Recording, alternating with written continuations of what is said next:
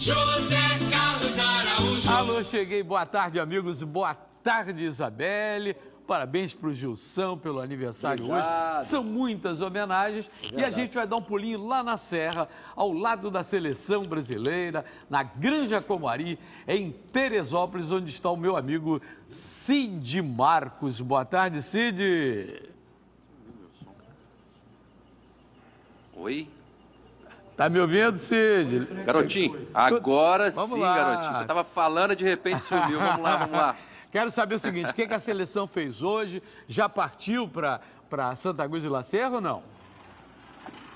Não partiu ainda não, mas 3h30 da tarde, né? Daqui a pouquinho os ônibus vão passar por aqui em direção ao aeroporto do Galeão, para onde a seleção embarca para a Bolívia, chega lá por volta de 8h30 da noite, horário de Brasília. Hoje de manhã aqui o Tite fez um treinamento às 10 da manhã com os jogadores, mesmo com frio, o pessoal acordou cedo.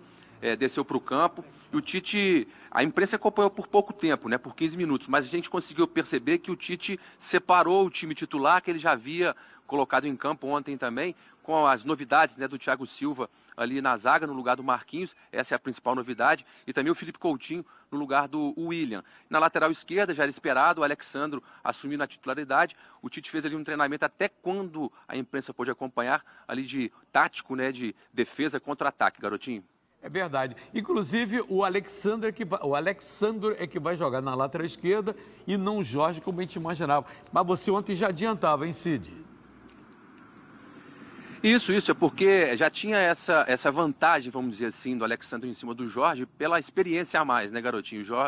O Jorge com 21 anos, o Alexandre com 26, um pouco mais experiente. Isso contou, pesou um pouco. Olha aqui, o Diego foi uma recomendação do Gerson Canhotinha ao Tite. Ele foi cortado, mas o Gerson tem uma preocupação. Fazer uma pergunta para você aí, Cid.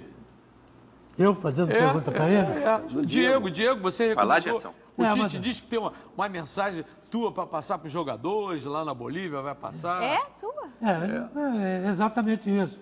É que eu falei com o Tite, eu conversei com ele e falei sobre esse jogador Diego.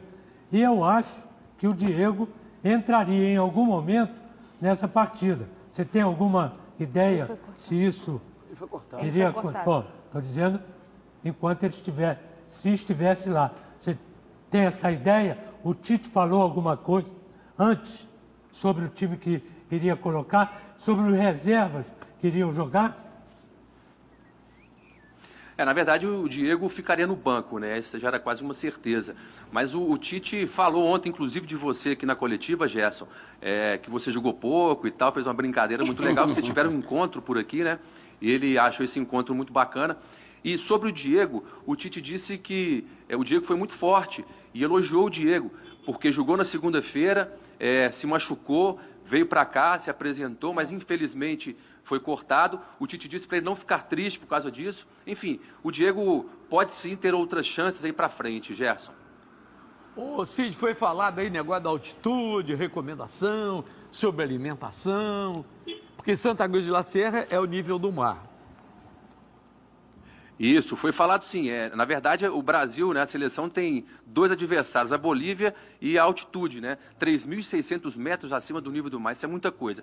Mas aí eles fizeram uma tática que é a seguinte, a seleção vai chegar para o jogo em La Paz, já quase em cima da hora do jogo, para não sentir muito esses efeitos. Segundo a equipe médica, esses efeitos começam a aparecer depois de 6 a 8 horas, quando você chega naquele local. Por isso a seleção vai chegar em cima da hora para durante o jogo sentir pouco esse efeito aí, garotinho.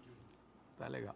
Obrigado, Cid. Obrigado. Você já vai descer quando a seleção sair, vai para Santa Cruz de La Serra, só na quinta-feira que vai para La Paz. Já pegou uma altitude de Teresópolis. Teresópolis tem uma altitude de 800 metros. Eu sou de Petrópolis, quando fui a Santa Cruz de La Serra... E quando eu fui a La Paz, mas quando eu fui a La Paz eu não passei mal, eu era de Petrópolis. Ele está lá em Teresópolis, 800 metros, ar puro. Obrigado, Cid, obrigado. Fernanda Maia, esse jogo preocupa a seleção brasileira ou a seleção está acomodada? Boa tarde, Zé. Boa tarde a todos. Essa é uma palavra que o Tite não usa, acomodados, não. Já está classificado para a Copa do Mundo, foi o primeiro país, tirando a Rússia, que é sede, a se classificar e ele continua não acomodado. E ele faz isso no grupo.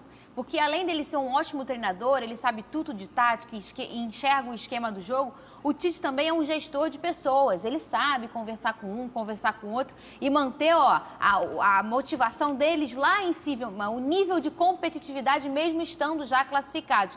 Queria até saber, vamos ver como vai ser a estratégia do Tite para esse jogo. Não em cima da Bolívia, mas em cima da altitude. Nunca é normal. Jogar na altitude nunca é igual como você joga em outro lugar. Mesmo. Ele deve ter traçado uma estratégia. E essa filosofia de chegar 8 horas antes, não sente nada, é muito relativo.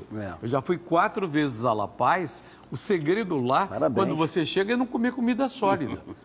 Porque a digestão é um peso tremendo. Você come um bifinho, é um peso como se tivesse comido 2, 3 feijoadas. Então, o importante ali, por causa da pressão atmosférica, cada organismo reage de uma forma diferente.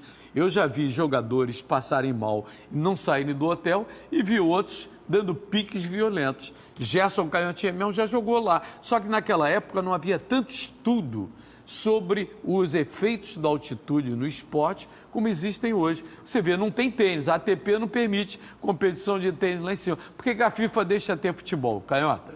Exatamente. Agora, se fosse um pouquinho mais de tempo, uma semana, 15 dias, como o Botafogo ficou lá, eu ia indicar uma casa muito boa, Brega. Ah, melhor que qualidade. Isso! Mas aquelas senhoras já estão no asilo hoje. Já morreram. É o que eu ia dizer, o Brega deve estar fechado. Aquelas senhoras já foram gostosas. Ô, Gilson, quais são as posições que o Tite ainda está fazendo experiência e que não estão definidas ainda para o time para a Copa do Mundo? Eu acho que na zaga, Zé Carlos. Só na zaga que está meio enrolada. Não essa leva... de botar o Thiago Silva no lugar do Marquinhos já é uma... Você vê que ele já mexeu no time na zaga, sempre mexe na zaga. Eu acho que no gol o Alisson está dando recado. Ele está bem, está inclusive muito bem lá, disputando o campeonato italiano. Não parece não, mas está agarrando para caramba. Você acha também que essa do William... O William não está com posição garantida, não? O William não está, mas o William é um jogador versátil, né, Zé Carlos? Tanto joga pela direita como pela esquerda. É o que o Everton faz no Flamengo. É um jogador de habilidade, que sabe jogar. O William é um jogadoraço, joga pra caramba em qualquer time aí. Como ele iria, certeza absoluta, por isso que eu fiz essa pergunta para o menino que está lá, que o Diego entraria ou nessa ou na outra. Também, Augusto, né? Também dentro de um outro sistema que ele está pensando. É isso. Nesse jogo contra a Ponte Preta, o Diego já não rendeu aquilo que vinha tomou uma rendendo, lambada lá também, porque já estava tomando lá, e sentindo. Olha aqui, o vice-presidente do Fluminense, Fernando Veiga, teve um áudio vazado em que ele fala das dificuldades em reforçar o time e afirma que o clube não tem nem 20 mil reais para pagar salário de jogador. Ele ainda disse que o Fluminense é muito grande, mas com receita de time pequeno. Sabe qual foi o resultado? Foi afastado pelo presidente Pedro Abad, que vai acumular as funções. Né? Foi decisão agora de manhã. Mas vai sair, porque eu quero dar uma declaração dessa. Pô, isso é o tipo da declaração que é melhor o cara ficar calado. É aquilo que o Romário falou, né? Lembra que o Romário dava essas vinhetas assim? Romário, Pelé, calado é um poeta, dava essas... Então, agora, o mais grave é o seguinte... E vazou. O Fluminense, nessa reta final de campeonato, está caindo. A 1 ponto da zona. 1 ponto da zona do rebaixamento. Essa crise não vai prejudicar mais o Fluminense? O Fluminense já, desde o início do ano, já assumiu que estava com problemas financeiros, até disse que ia ter que vender 1 ou 2 moleques para conseguir dinheiro. Até já revendeu o Richarlison. Mas o que acontece é que escutar alguém lá de dentro falar coisas assim sempre dá uma assustada. Mas não é novidade para ninguém o que o Fluminense está passando financeiramente, que é o mesmo que o Vasco e Botafogo também estão. Ninguém está num negócio legal. A única Só que notícia até o presidente boa... se acertar, né? O Abad não tem. Sabe qual é a única notícia boa do Fluminense de hoje? É que aquele golaço do Gustavo Scarpa contra o Globo do Rio Grande do Norte na Copa do Brasil foi eleito o gol mais bonito da competição, Canhota. Pô, mas nenhuma dúvida, do Brasil. Sobrou isso pra gente. Então vamos torcer por isso. Agora, olha só como é que a coisa está apertada. O Fluminense atrasou a parcela de Orejuela e Sornosa e agora o Independiente quer acionar a FIFA para receber. O Tricolor não quitou o débito de pouco mais de 3 milhões de reais e que venceu esse débito em 31 de julho. E se a FIFA intervier nessa parada, pode ter punição séria. E aí lá vem o dinheiro que está chegando do Wendel, ainda tem um pedacinho lá do Richarlison, não sei o quê. E aí, como é que faz? Vai pagar? Vai perder o jogador? Vai ser punido pela FIFA? Por isso que esse diretor falou isso. Por isso que esse diretor falou, mas foi não fala que tu vai acabar caindo. Mas vazou, ele botou lá, vazou. Olha aqui, falar de Botafogo. Aliás, o jogo Botafogo e Corinthians está programado para dia 21 de outubro, um sábado. Foi transferido, remanejado para segunda-feira, 23, às 8 da noite, para atender os interesses de quem compra os direitos. O presidente Carlos Eduardo Pereira abriu as portas para a volta de Montijo ao Botafogo. Está lembrado com aquele negócio de lesão de panturrilha, toda hora ele saía? Ele se sentiu constrangido e disse, vou parar. Até porque estava recebendo e não estava jogando. E ele vem treinando diariamente e deu preferência ao alvinegro caso volte a jogar. Aliás, o fisioterapeuta Bruno Maziotti, da Seleção Brasileira, tinha me garantido isso. Ele vai se cuidar e vai voltar. Tá lembrado, Fernando? O Zé conversou isso comigo, falou que o Bruno tinha dito e o Bruno não errou nenhuma. O Bruno falou também umas outras coisas que acabaram acontecendo aí em relação a essas panturrilhas do Montijo, que é o maior fantasma na vida desse jogador, aliás, de todos que sofrem desse problema. Quando o Bruno falou isso pro Zé, ele me contou, eu comecei a refletir sobre isso. Realmente, do nada ele parou. Ele tentou 2 vezes falar com o Botafogo para não receber salário. O Botafogo não aceitou, falou, não, você é atleta, você está trabalhando, você vai receber. E aí ele começou a se sentir constrangido de se machucar toda hora e ter um salário tão alto. Falou, vou treinar a parte, vou tentar cuidar e vou voltar. Se ele voltar legal, eu acho que as portas estão abertas. Mas eu acho que ele é um jogador, ele sabe, ele sente, ele vai sentir. Se voltar para ficar se machucando, não vai ser nem legal para ele. Acho que se ele voltar, ele vai estar sentindo que vai estar ok. E o CEP, o presidente, que o Gelson não gosta que chame de CEP, falou ontem que as portas de General Severiano estão abertas para Montijo. Olha aqui, o Luiz Fabiano vai ser reavaliado antes de iniciar os trabalhos no campo, lá no Vasco.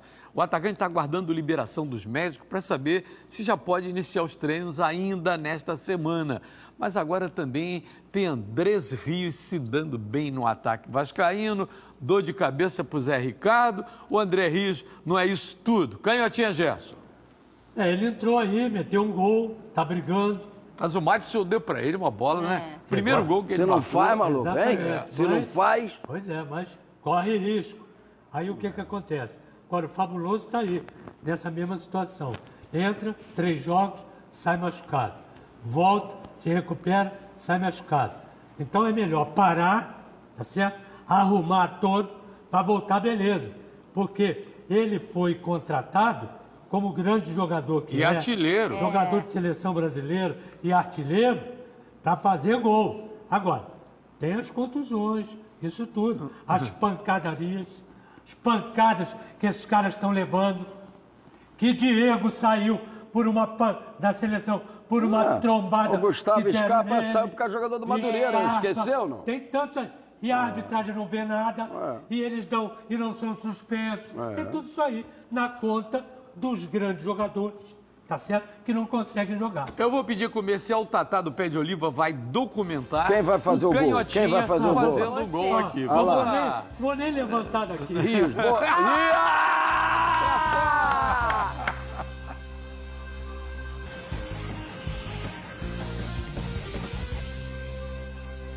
Dar um beijo pro Rafael Coelho, para todo mundo que participou e para Gilson Ricardo. Obrigado. Que ele manque menos, enxergue mais e seus animais vivam muito. Um beijo para você, tá? Somos Gilson? todos Parabéns. convidados para o almoço agora. Isso aí. Recado final do Canhotinha, Gerson. O recado final é o seguinte: felicidade pro meu irmão aqui. Obrigado. Que Deus cuide de você. Muito bem, porque você Obrigado, merece. querido. Obrigado, querido. Você é gente da melhor qualidade. Obrigado, querido. Beijo Olha pra aqui, você. galera. Terminando, Obrigado, muita querido. saúde pro Gilson, aniversariante de hoje. Soltar os parabéns com a rede balançando. Vai lá, Gilson! É você? Parabéns, Gilson! Deixa eu filmar. Parabéns, vamos lá, manda aí. Caraca. Nossa Senhora! Nem o David no Flamengo.